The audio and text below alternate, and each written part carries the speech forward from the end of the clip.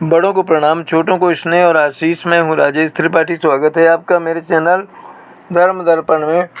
धर्म दर्पण में हम आपको राम कथा से जुड़ा एक विचित्र प्रसंग सुनाने जा रहे हैं, जिसका शीर्षक है, क्या रावण की पुत्री ने राम सेतु निर्माण में डाली थी बाधा। गोस्वामी तुलसीदास रचित रामचरितमानस और संस्कृत में लिखी महाकवि वाल्मीकि रामायण के अतिरिक्त अपने देश में अनेक भाषाओं में रामायण विविध नामों से लिखी गई हैं। जैसे तेलुगु में भास्कर रामायण, रंगनाथ रामायण, रघुनाथ रामायणम और भोल रामायण, कन्नड़ में कुमुदेंदु रामायण, तोरवे रामायण, रामचंद्र चरित पुराण, बत्तलेश्वर रामायण। इसी तरह अन्य भाषाओं में भी रामायण हैं, जिनके कथानक में भी पार्थक्य देखा गया है। बंगला में कृतिवास ओझा की रामायण। इसी तरह विदेश में भी अनेक भाषाओं में राम कथा की रचना हुई है। इसमें थाईलैंड की राम किएन और कंबोडिया की राम केर रामायण भी हैं। थाईलैंड, बैंकॉक और इंडोनेशिया में तो राम कथा का मंचन भी किया जाता है।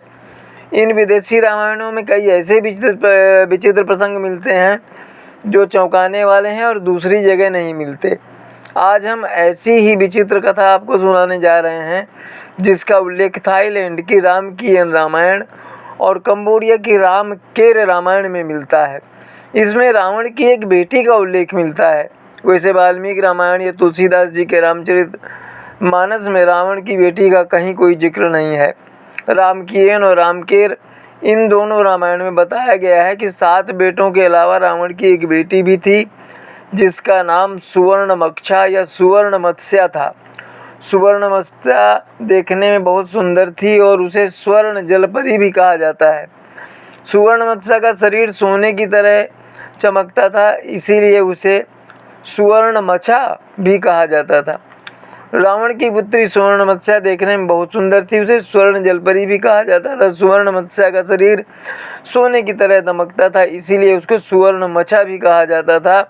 इसका शाब्दिक अर्थ होता है सोने की मछली। इसीलिए थाईलैंड और कंबोडिया में सुनहरी मछली को पूजा जाता है। वाल्मीकि रामायण के थाई और कंबोडियाई संस्करणों के मुताबिक श्री राम ने लंका पर विजय हासिल करने के लिए इस अभियान के दौरान समुद्र पार करने के लिए नल और नील को सेतु बनाने का काम सौंपा। श्री राम के आदेश पर जब नल और नील लंका तक समुद्र पर सेतु बना रहे थे, तो रावण ने अपनी बेटी सुवर्णमत्स्या को ही यह योजना नाकाम करने का काम सौंपा था। पिता की आज्ञा पाकर सुवर्णमत्स्या ने वानर सेना की ओर से समुद्र में फेंके जाने वाले पत्थरों और चट्टानों को गायब करना शुरू कर दिया था। उसने इस काम के लिए समुद्र में रहने वाले अपने पूरे दल की मदद ली।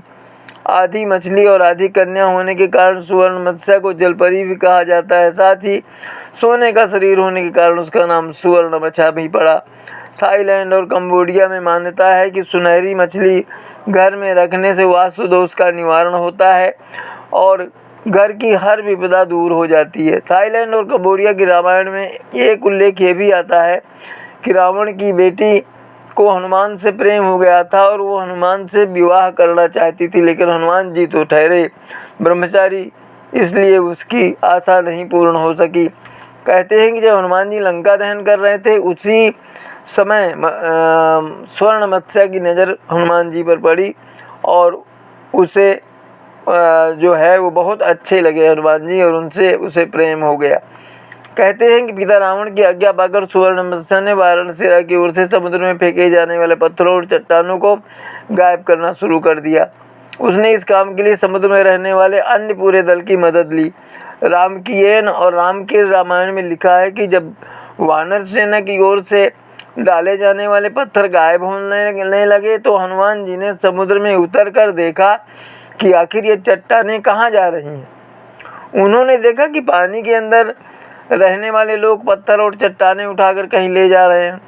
उन्होंने उनका पीछा किया तो देखा कि एक मत्स्य कन्या उनको इस कार्य के लिए निर्देश दे रही है। हनुमान जी सुवर्णमचा के पास गए। सुवर्णमचा ने जैसे ही हनुमान जी को देखा, उनसे प्रेम हो गया। हनुमान जी उसके मन की स्थिति भांप गए और समुद्र तल पर ले जाकर उससे पूछा कि आप कौन है देवी। तो उसने बताया कि मैं रावण की बेटी हूँ। फिर हनुमान जी उसे समझाते हैं कि रावण क्या गलत कार्य कर रहा है। हनुमान जी के समझाने पर सुवर्णमचा सभी चट्टानें लौटा देती है। तब राम सेतु के निर्माण का कार्य पूरा हो जाता है। थाई रामायण रामकीयन के अनुसार महाबली हनुमान जी के आशीर्वाद से सुवर्णमचा को एक पुत्र की प्राप्ति हुई थी, जिसका नाम मैकचनु या मछानु था। तो ये तो थी आज राम कथा से जुड़ी एक विचित्र कथा, विचित्र प्रसंग जो हमने आपको सुनाया। निश्चित ही ये आपको नया प्रसंग लगा होगा, शायद ही आपने अब तक सुना हो कि रावण की कोई बेटी भी थी और उसने बाधा डाली थी राम सेतु के निर्माण में। तो इसी तरह के अन्य प्रसंग के साथ हम आएंगे, आपको राम कथा भी सुनाएंगे, जीवनोपयोगी कुछ जो प्रसंग है वो भी बताएंगे अपने जीवन मंत्र के स्तंभ के द्वारा। इसी तरह हमारा समर्थन करते रहें। आप सपरिवार स्वस्थ सानंद रहें और सुरक्षित रहें, यही हमारी कामना है और प्रभु से प्रार्थना भी है।